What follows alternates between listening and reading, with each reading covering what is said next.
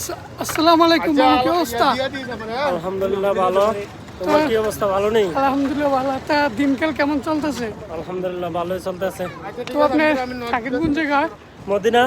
Medina কি নিজস্ব মানে কাজ টাজ করেন না দোকান টোকান, মানে কি কাজ করেন আপনি? এই তো কাজ করি আমি, কারখানা, বোরকার কারখানা কাজ করি।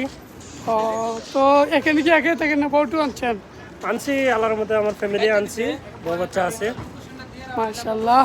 তো দেশে যাবেন নি? না, দেশে যাওয়ার প্ল্যানিং নেই এখন, যাইতেছি না দেশে। তো বিদেশ আসার পর আপনার সাথে কি কি ঘটনা হয়েছে একটু বলেন। না, ওইটা বলতে গেলে অনেক লম্বা কাহিনী, এত কিছু বলে লাভ নাই। আচ্ছা, শর্টকাট একটু বলেন। না, শর্টকাটও বলে লাভ নাই। না থাক, সমস্যা নাই, আল্লাহর মধ্যে আছি, এখন ভালো আছি। প্রবাসী জীবনটা কেমন? হ্যাঁ, প্রবাসী জীবনটা তো, প্রবাস যে নামটা আইছে এটা তো অনেক কষ্টের। মানুষ কষ্ট করে বিদায় এই নামটা এরকম ভাবে আসছে যে প্রবাস। বিদেশ প্রবাস জিন্দিগিটাই আসলেই অনেক অনেক কষ্টের।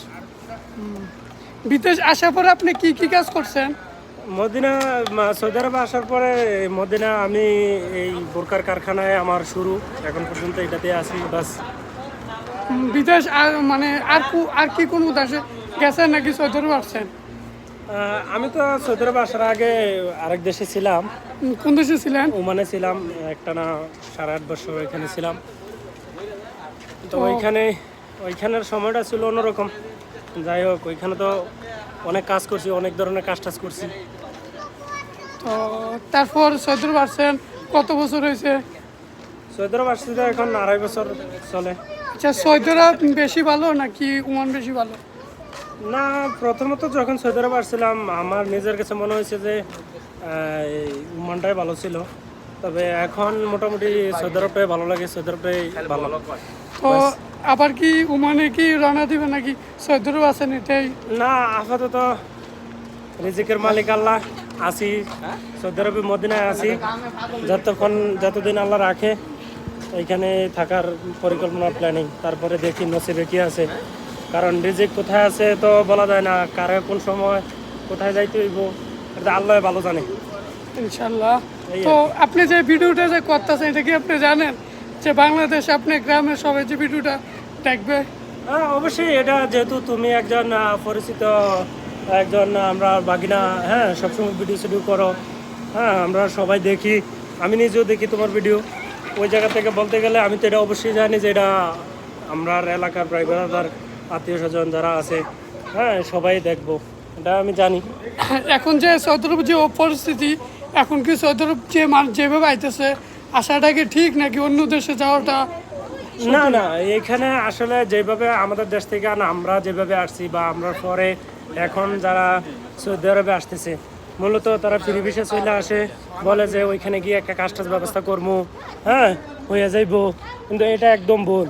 হ্যাঁ, যার যার নিজস্ব জায়গা না করে বিদেশ আওয়াটাই এখন বর্তমান পরিস্থিতিতে না আসাটাই বেটার। আর এইভাবে কোনো কাজ টাজ না হাতে না রাখা বা কোনো কোম্পানির আন্ডারে, কোনো কফিলের আন্ডারে না আসা, এই যে ফ্রি ভিসায় যারা আসতেছে, এটা একদম বোকামি। বর্তমান পরিস্থিতির উপরে ভিত্তি করে খুবই বেহাল দশা যাইতেছে সৌদি আরবের, কোথাও কোনো কাম কাজ নাই। আর কাম কাজে গোটা সৌদি আরবে এখন দালালে ভরা। ঠিক আছে, মোট কথা বলতে গেলে সিটারি, বাটফারি, দালালি এই চলতেই আছে। ঠিক আছে, কোথাও গিয়া কোনো জায়গায় গিয়া কাজ করে কোনো শান্তি নেই। তাহলে এখন মানুষ করবোটা কি? মানুষ করবোটা কি, ওই কি করব, পরিস্থিতির উপরে ভিত্তি করে, মনে করো যে অবস্থা আছে ওই অবস্থার উপরে নিজের মেল্লা ধরতে হইব, বাস ওই অবস্থার উপরে ভিত্তি করে মানুষের চলাফেরা করতে হবে, আর কিছু করার নাই।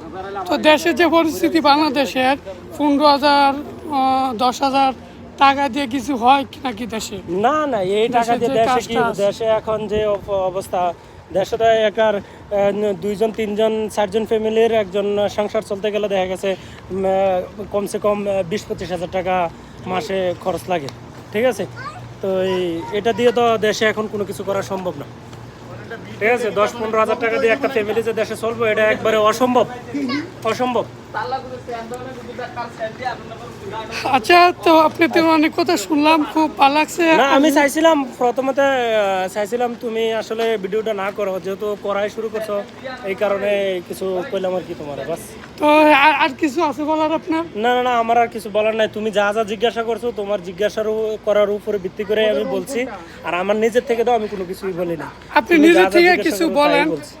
না নিজে আর কি আর বলবো, বলার কিছু নাই, বাস ভালো থাকো, সবাই ভালো থাকেন, আমিও ভালো আছি, আল্লাহর রহমতে সবাই দোয়া করবেন। আপনার কথাগুলো শুনে অনেক ভালো লাগছে, আর যেই কথাগুলো বলছে সেই কথাগুলো একদম বাস্তব কথা। এই দেখেন আমার মামা ঘুরতেছে, গাড়তেছে, খাইতেছে। ভিডিও নষ্ট করে মুতা দেখি কি অবস্থা?